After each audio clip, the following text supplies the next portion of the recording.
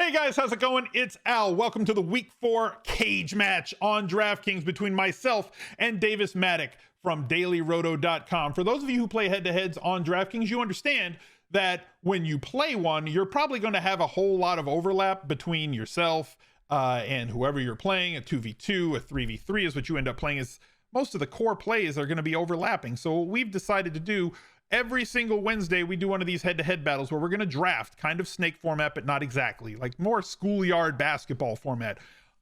Davis has chosen to go first. I'm going to get second and 2, and then we're going to go 1-1-1 the rest of the way. We're playing for $50, and that $50 is going to be donated to charity. If you have been on this stream for a while, you know that we're trying to raise $25,000 for No Kid Hungry over the course of the season. For every $5,000 that the community donates, I will be matching another $5,000 up to $25,000, hoping to raise $50,000 before the end of the calendar year. So that, if I win this cage match, Davis will be donating 50 to that. And all of the ad revenue from these Wednesday videos on YouTube is going to be added to the kitty as well. So thank you guys for being here. Drop a like on the video. Got to get like at least 750 likes in this video, guys, just based on how many views it gets. Doesn't cost you anything to click that like button. Make sure that you subscribe to the channel if you're new. Thank you for being here, and ring the notifications bell, as well as leave me a reply down below with who you think is going to walk away with the donation to the charity of their choice. So let's go. He's a legend. I think this is a fascinating week to be doing this, because as we get, a little bit deeper into the NFL season, we're sitting here on Wednesday morning, and two guys who are just absolutely flooding the optimals. They might not end up being optimal at all, and that's Sony Michel of the Los Angeles Rams and Alexander Mattison of the Minnesota Vikings, who I think would clearly be in the running for being the top picks. I don't have any clarity on those guys. So I am actually going to go Amari Cooper as my first pick. He's priced at $6,000 on DraftKings.com. He is flooding into looks like 100% of our top 50 optimals on dailyroto.com. So I am taking Amari Cooper of the Dallas Cowboys as my first pick. All right. Amari Cooper of the Dallas Cowboys is going to be Davis's first pick, but let me introduce you to Davis Mattek, guys. All right, Davis, why don't you tell everybody where they can find your content, social media, everything else? Social media, very simple, at Davis Mattek. If you guys like good NFL projections, I work very hard on them over at dailyroto.com. I think they are, they're pretty good. And you can listen to my once weekly podcast, the Takecast. Just had a new episode published this morning. I normally shoot for Wednesday mornings. Not going to lie to you. Sometimes it's Thursday afternoons if it's a real busy week. And then daily during the football season, the Sports Grid Fantasy Football Podcast. You can listen to that every single day. And that's where you guys can find me. That's where you guys can track everything. Excellent. So you have said, so you took Amari Cooper with your first pick, 6,000. I think that he's a good choice this week. I mean, I think he's a good choice pretty much every week. So do you have an issue, or are you scared at all about Amari Cooper and his ribs? No, I was a little bit actually for that showdown slate last week. I thought there maybe would be a chance that he would be limited in terms of, routes run or anything like that. But he played his normal complement of snaps there, 86% of the snaps. For whatever reason, they just decided that was going to be the Dalton Schultz game and the Blake Jarwin game. They targeted the tight ends a bunch there. They were also very run heavy. I'm not worried about Cooper at all. And I think this price reduction is crazy. Okay. I think that I agree with you. So here's the thing. Amari Cooper's good. He's far too cheap. I think that I can find guys that I need. And by the way, join the Smith Gang Listener League. We're like 1,200 people. It's $10 to contest. 3 max, 35,000, absolutely no rake. You can find it down below in the description. And that's going to bring me over to me. And I think that the way that I have to go here is I have to take Travis Kelce for a few reasons. One, the cage match is not about playing an optimal lineup. The cage match is about inflicting as much pain as you can on your opponent. Okay. And the picture that you sent over to be a part of the thumbnail was a picture of you and Travis Kelce, which you guys can Google. If you Google image search for Davis Mattek, there's a picture of him just kind of chilling with his homie Travis Kelce. So my first pick has to be Travis Kelce, but also he's really good at football. To me, I believe that Travis Kelce is the largest edge that you can get in daily fantasy, both in cash games and in tournaments. Tight end is such just, the old image, the stereotypical tumbleweed floating across the desert road. That's tight end in daily fantasy. Except for Travis Kelce, who basically averages 24 fantasy points in the season, was in that same rarefied air last season. And while there are other tight ends who can get you there, there aren't that many who can get you there on a regular basis. So I'm going to snatch up Travis Kelce to just not allow you to do it, because typically I will wait a long time. But as you said before, a lot of the value plays are not very clear this week. So locking up value is typically what I do with my first pick, and I wait on positions like tight end and defense and kicker until super late. I'm okay using 2 tight ends in flex as long as Kelce's one of them. So if I need value late, there will be tight end value there for me to use. I mentioned that I do like taking up some value early. And with the trade of Dan Arnold, Terrace Marshall Jr., seems like it is likely that he is going to step into a few more targets when they get closer to the end zone. And while the Dallas Cowboys looked fantastic defensively against a very timid Eagles offense and offensive line for the first, 3.5 quarters of that game, Carolina has shown a good defense. They haven't placed a offense or a quarterback like Dak Prescott and the Cowboys yet. I'm still on the fact that the Cowboys are not as good a defense as they showed in that Monday night contest. They may not be one of the bottom 3 defenses in the league, but they're definitely not one of the top 5 defenses in the league, at least not yet. I'm not willing to crown them yet, as Denny Green used to say.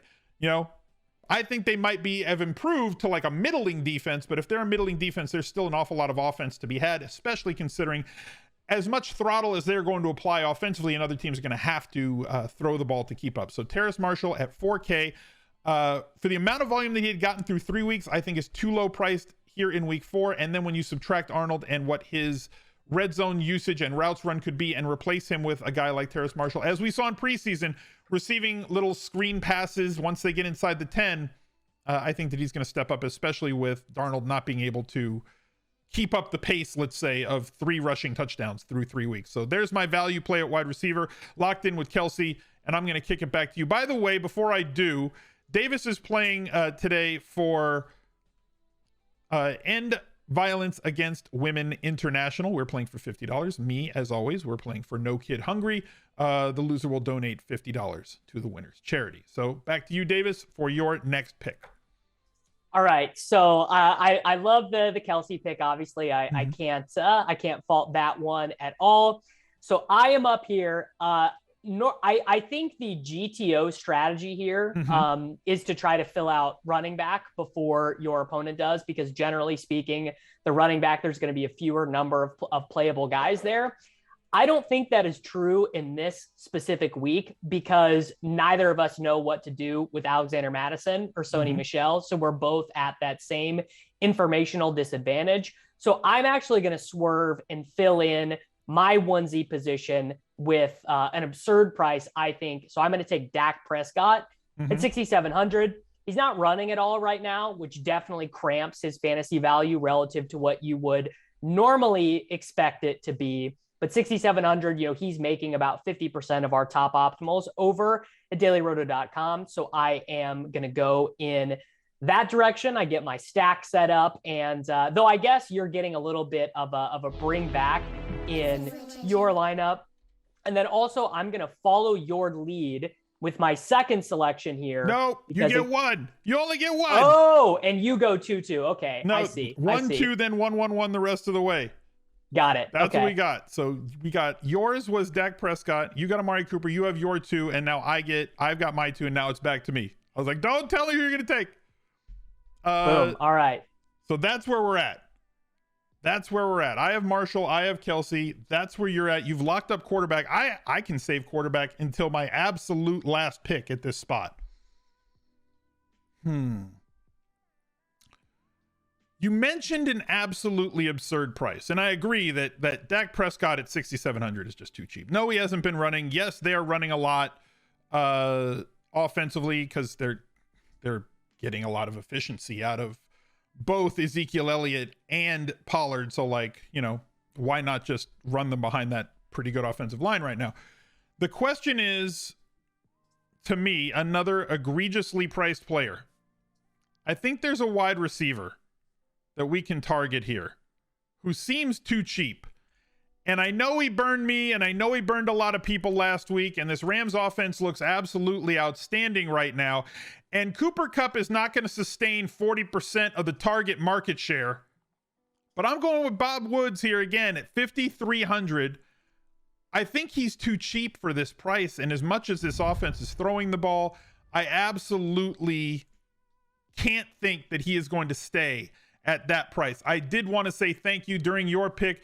JJ Bernthal donated $200 to No Kid Hungry. So thank you very much for the $200 donation. If you guys on YouTube wanted to participate, right down below, click show more in the description. There's a Tiltify link. You can be part of the fundraiser as well. And like I said, every $5,000 that we raise, I will match $5,000 more towards No Kid Hungry. We've already triggered 2 of those. So I owe 2 $5,000 donations. If we can get to 25K, I will donate 25K on my own on top of the 25K that you guys. So you guys have been amazing. Keep it up.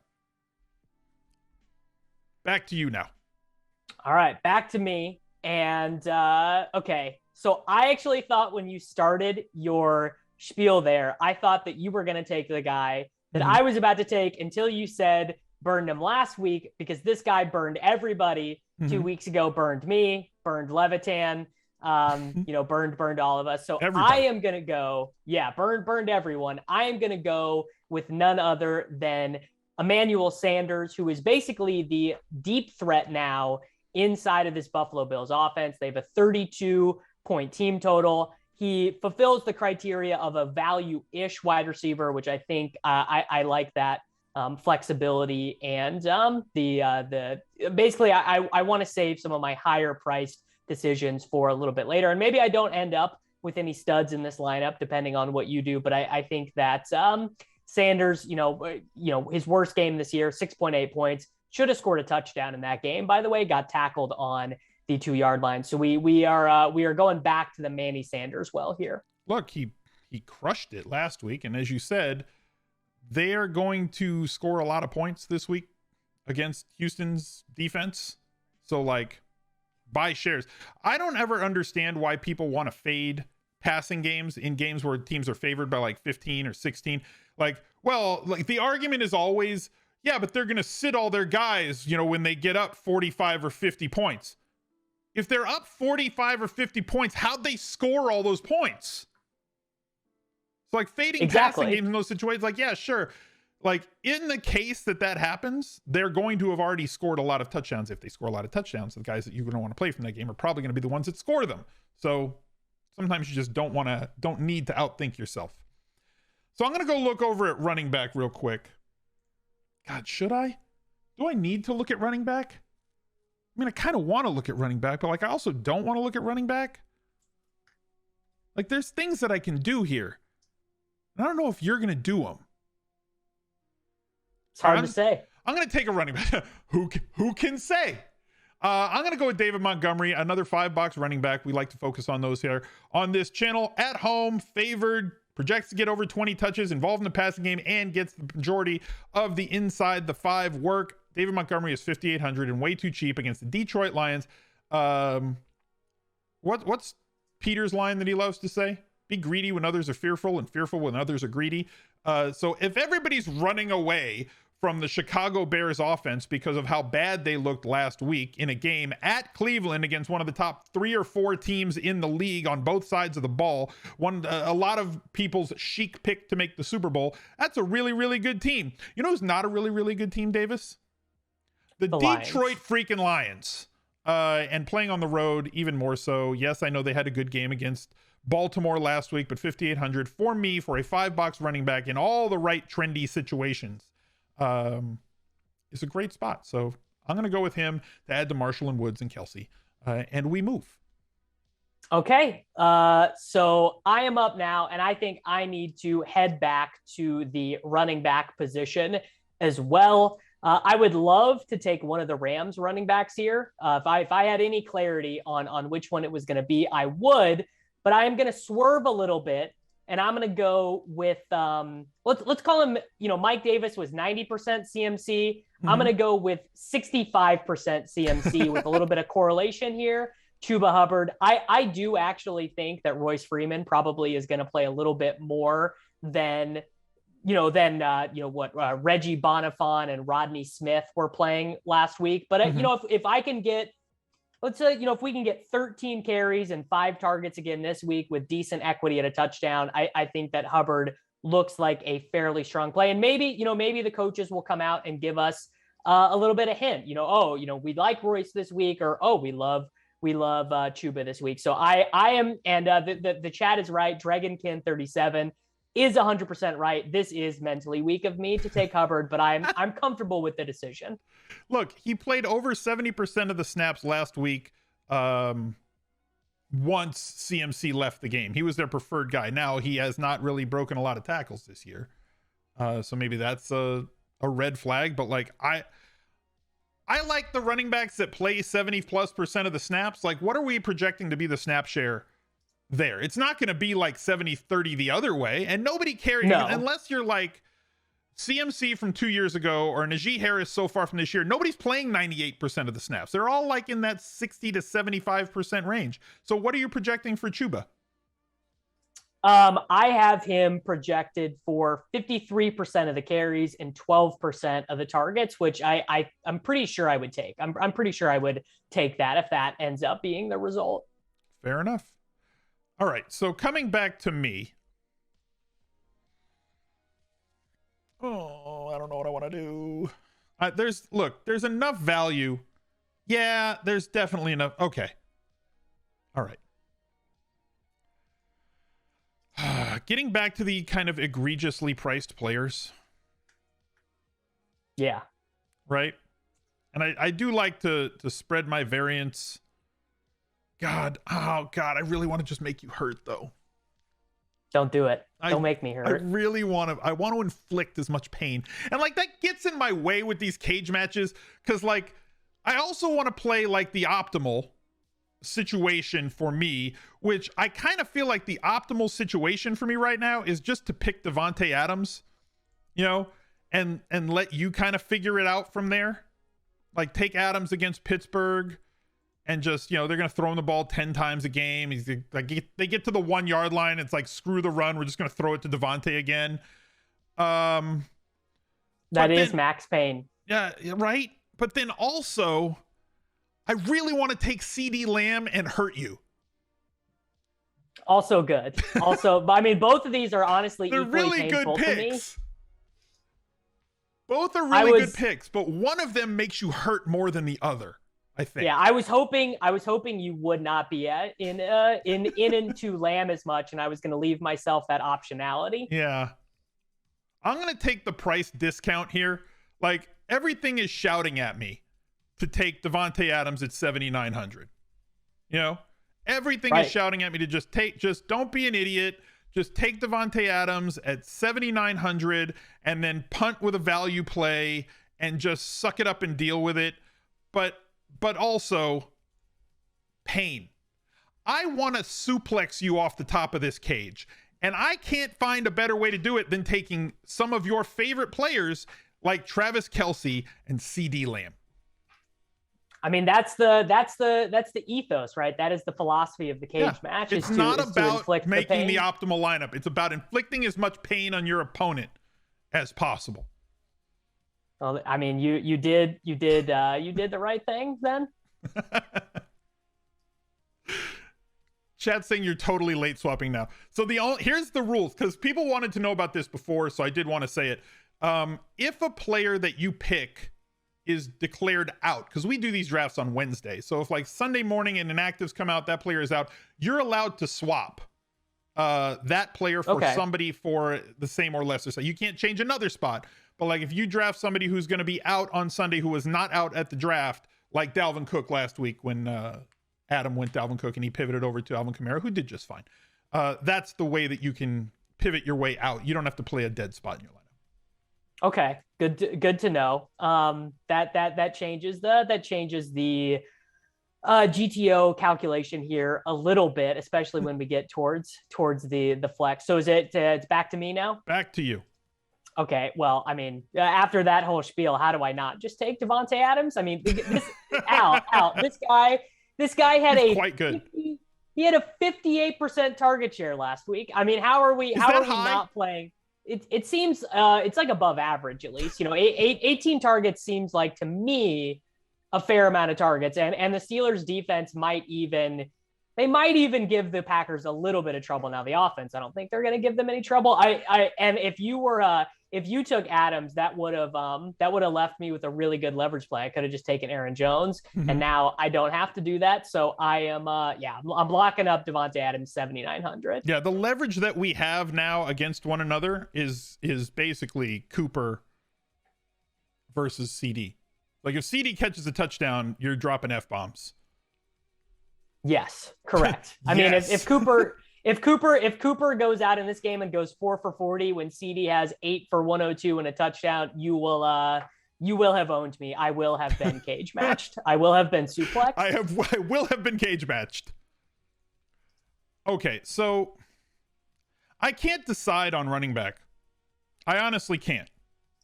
Because typically I'm a volume overall sort of player. But I also think that there are other routes that we can go this week. Like that may be a little bit cheaper. I think that there's some great bounce back spots this week at running backs, guys who have not produced and people aren't going to be on them. I feel like there's some up and coming guys. I think that there's a value play that's gross and going to make you vomit. I'm just going to say it because there's no way you're going to pick him, and it's Kyle Juszczyk, who played over 50% of the snaps at running back last week with Trey Sermon, who is a little bit more. That did happen. But I'm not going to do that. I'm going to stick to my normal strategy, which is play the guys who get the most volume. And while I don't like playing road running backs that are underdogs, does it even matter when you're playing 98% of the snaps and are completely game flow independent and you have the second highest amount of targets in a game in the last 20 years at the position, with Najee Harris getting 19 targets last week from Ben, who can't throw it more than 5 yards downfield without it being a weather balloon? Well, I mean, it's like watching Ben Roethlisberger play just made me sad last week. He is so done. It's tough. Did you see the sepia tone footage from that game that they did? Oh my God. Good. I mean, it was so it was so perfect. I mean, poor Big Ben. I mean, look, we have all these other, Aaron Rodgers is old, Tom Brady's 44. These guys are crushing out there, and Big Ben looks like he's playing with a weighted backpack on. Yeah, look, man, it's old-timey football. He might as well. They need to wear the stripy B uniforms to make it actually fit, because he can't throw a ball further than 10 yards downfield with any sort of zip right now, and dealing with a lot of injuries. So Najee Harris, I'm not expecting, guys, chat. I am not expecting 19 targets. I'm going to take the under on 19. If Underdog Fantasy posts an over under and it's 18.5, I'm going to take the under there. But he has played 190 snaps so far for the Pittsburgh Steelers when they have been on offense. And his backup, Benny Snell, has played this many. 7, right? Mm-hmm. Yeah. This many snaps. So I'm going with the guy who's always out there. Much easier to score fantasy points when you're not standing on the sideline holding on to your helmet. And while he is an underdog and while they are on the road, I think it's a fine pick, and I really believe that I can get done what I want to get done with the rest of this lineup. And I know you can't block me at quarterback. It's going to depend on where else we head, but kind of like where I'm sitting based on volume, targets, usage, pain, all of it. You do. You have the pain advantage on me right now. I'm hoping that this ends up being a very painful selection, and I am just going to say Dalvin Cook was not even close to playing last week. Sounds like he didn't even come close to returning to practice. Obviously, Alexander Mattison was fantastic, got 25 DK points, hit the bonus last week. I'm just going to go ahead and take Alexander Mattison here at home to the Cleveland Browns. I think that even if the Browns end up stuffing him via the run, super involved in the passing game last week. They threw him a bunch of screens. He looked great. So I'm just gonna go ahead and rip the Band-Aid off and take one of the injury question mark running backs in Dalvin Cook. Alexander Mattison. From a game theory point of view, you don't have if he is just the backup, you can't swap him out. Unless he is injured and gets that out tag is the only way you can get out of this. So bold move, Cotton. Like if I told you I'm going for Max Payne. 30 points from Alexander Mattison is going to be Max Payne. Like if Cook is out, it's a fantastic pick, right? Because again, last week everybody was we call them the red team, right? So the red team last week was like, I don't know, Cook was out last year and Mattison didn't do anything. So like, I'm clearly not going to do it because this can't possibly be a different outcome. He can't possibly have a good game against the worst running defense in the league, the Seattle Seahawks. So like, I'm not playing Alexander Mattison. How'd that work out for the red team last week? Didn't work out very well, actually. So if Cook is out, he's going to get the volume. Tough matchup for sure, but at home and a very high totaled game. I had to gamble, right? You got to come in and gamble a little bit. You got to have a little gamble in you. So I need a cheap flex play. Either I need a cheap flex play or I need to not play the quarterback that I kind of want to play. Well, I mean, the quarterback that I want to play is Jalen Hurts. The quarterback I want to play is Jalen Hurts at home off of a bounce back flush it game on the road, now at home against Kansas City. And Kansas City has not looked great defensively. Another one of those throttle teams where everybody is always in catch-up mode. I don't care if he throws interceptions. He's running it like 9 times per game, giving him a much better floor than most other, quarterbacks that are out there. I absolutely love the floor ceiling combo that he brings to the table every week. If I pay down a little bit, though, at quarterback, and this is the problem. Like, if I pay down and go get, Sam Darnold here, that allows me to do something I think that's a little bit better with my flex. You're correlating with my lineup if you do that, though. Yeah, god damn it. But I'm correlating with my lineup. I have Terrace.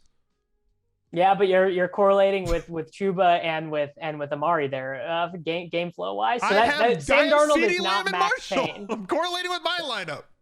Well, we maybe are not doing the best on leveraging each other here. No, I'm taking the good plays. And I'm taking the leverage plays. That's how I do it. You should have taken Benny Snell. If you really wanted to leverage my Najee Harris. Yeah, what am I doing here? Come on. That's a rookie move. Oh God. This is the toughest decision I've had so far this year in the cage. Would be to take Darnold over Hurts. If I do that, I don't know if I can fit this guy. Let me see. Give me 2 seconds to see if I can make this work. I think I can. I don't want to go over because then you can eliminate a player from my lineup. Well, if it makes you feel better, I think I know who I'm taking with to round mine out. Yeah. Yeah. I think I have my strategy here. Okay. So, all right. So I know where I'm going now. I apologize for the delay. I'm going to do a thing. Let's see it. Let's see the thing. The thing that I'm going to do is Nyheim Hines at flex. Okay. I think that I'm getting enough out of him at 4,900, especially with the fact that they're looking to trade Mac.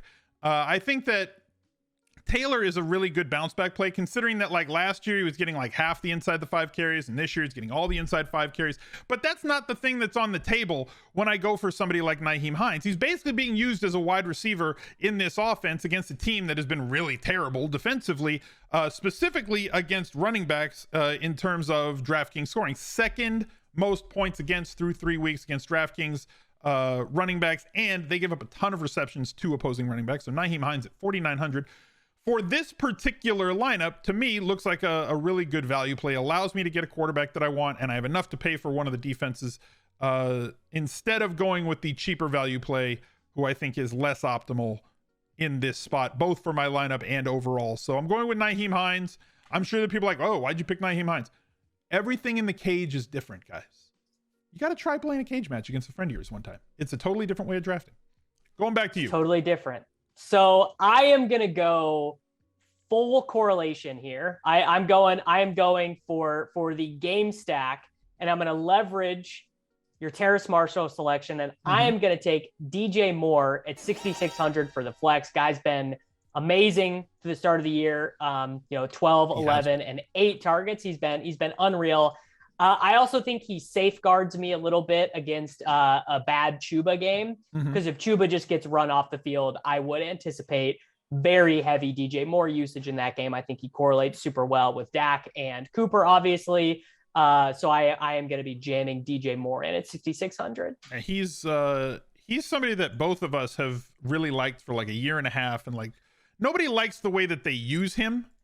Right. There's nobody who's like, you know what I really like? I love the way the Panthers have been deploying DJ Moore until this year, when they're finally like, you know what? Just throw him the damn ball. And like, he's a really good player. So like, get the ball in his hands and make things happen every single week.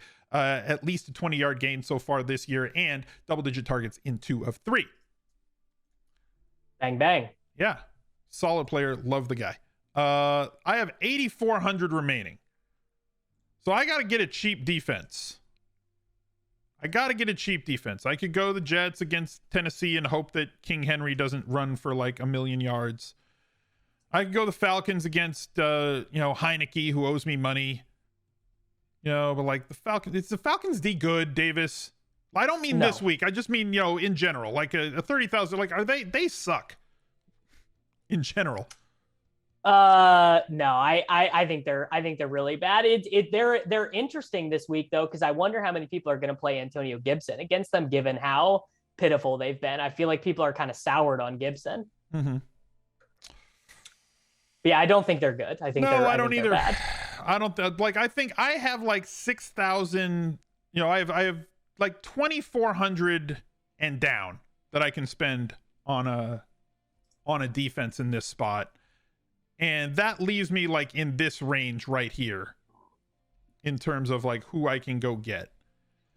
I'm going to go full gamble here and go with the Jets defense at 2K, which leaves me 6,400 for a quarterback. If I want Darnold, it pauses me. It's kind of like checking back to you, right? So like now I have an extra second. I get a free card, and it's going to allow me to think for just a second on which quarterback I want to pick with my last pick. Yeah, I'm gonna check back to you though, and I'm gonna make you think, because I'm gonna take what I think is the best cheap defense this week, which maybe seems controversial, but I'm gonna take the Lions on the road and basically just say, I don't care if it's Fields who starts, I don't care if it's Andy Dalton who starts. These dudes are gonna get a couple sacks, and these dudes are gonna have a decent chance at a turnover. I love Justin Fields, but I mean, come on, we all watched that game last week. Was that Justin Fields' fault?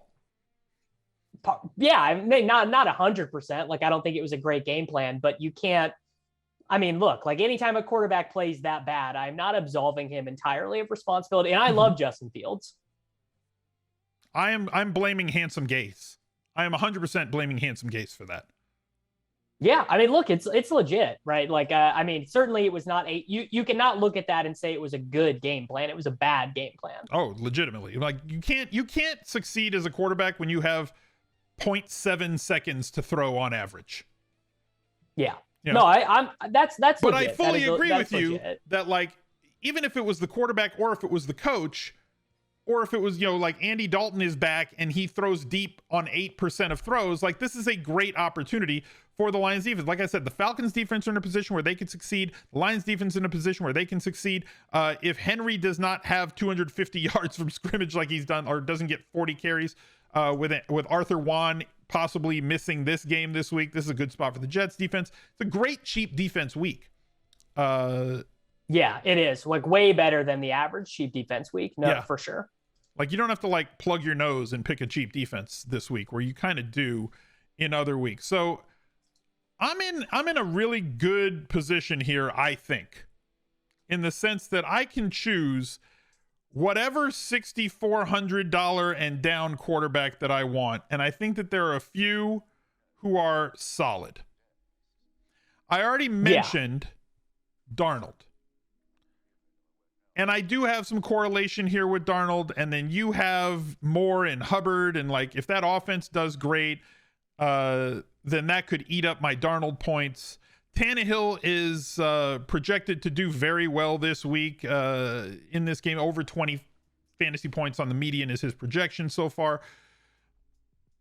Baker Mayfield as well, should have another good week, but like, does he have a ceiling? Even against Minnesota, who's been a good defense, but like not amazing.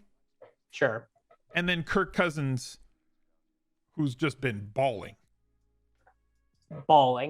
Quarterback 6. Yeah. Balling. But is this the week that he falls back? Because again, Cincinnati, not an amazing defense to stop fantasy. The Cardinals, not either. And Seattle, like absolutely one of the worst defenses in the league this year. It's weird to say that the Seahawks are like one of the worst defenses in the league. But like that's the reality of where we're at right now. So to me, it's the reality, but it's crazy. It is a little bit crazy. So none of these guys give me a rushing floor in this range. Daniel Jones might, but just a really bad situation. Yeah. I mean, look, Daniel Jones always run a little bit. Yeah, no, he runs a lot. I love the way that they're deploying him this year. I'm going to go without Darnold in this spot. I'm going to take a chance against playing against the best defense that they have, because I really rely on team totals for quarterbacks. It's one of the greater predictors of quarterback success. While he does not run 2 of 3 games with the 300-yard bonus, definitely something you need to consider when you're factoring in your DraftKings scoring. Yes, they want to establish the run, but no, I don't think Cleveland's going to be able to sack Kirk Cousins 9 times this week. I'm going with Kirk Cousins at 6,400. Correlation, not really something that I need to do in terms of a head-to-head game, something that we look for more in terms of tournaments, and especially larger field tournaments. So cash games, right. Play the right plays with the highest median projection that have an opportunity for a ceiling. Cousins brings both of those, even in a tough defensive spot. Don't think he's going to score 26 points on a median this game, but with a projection of 21, I think he's just fine. Yeah. All right. My final selection. I left this spot open because I knew I wanted to have a couple different options to go here. I wanted to leave the salary. I was thinking about if I needed to go really cheap, if you put me in a real corner, I was going to take Albert Okuibunam. I think that, the Broncos are just going to play loads of 12 personnel now with all these wide receivers hurt, but I have the extra salary. So I am going to take Evan Ingram, all those wide receiver injuries for the New York Giants. Ingram only played 57% of the snaps last week, but he was targeted 6 times. So that was, the most targets per route run, I believe, ever of his career. I don't love the spot. The Saints defense has just been they have been suffocating people. It's been absolutely insane what they've been able to do. But I'm going to go Evan Ingram at 3,000. One of the guys that always falls into the look, he's running a ton of routes and he's getting a ton of targets. So like, how can he fail? And at 3K, if he gets 7 or 8 targets, it's really hard to fail on DraftKings at 3K. So solid floor play this week with all the injuries that the Giants have sustained. Mattek's lineup here is going to be Dak Prescott, Chuba, Mr. Chuba, Alexander Mattison, Cooper, Sanders, Devontae Adams, Ingram, Moore, the Lions defense, my team, Kirk Cousins, Montgomery, Harris, Terrace Marshall, Woods, CeeDee Lamb, Travis Kelce, Nyheim Hines, and the Jets D. Thank you guys for watching, and look out for another video right there. He's a legend.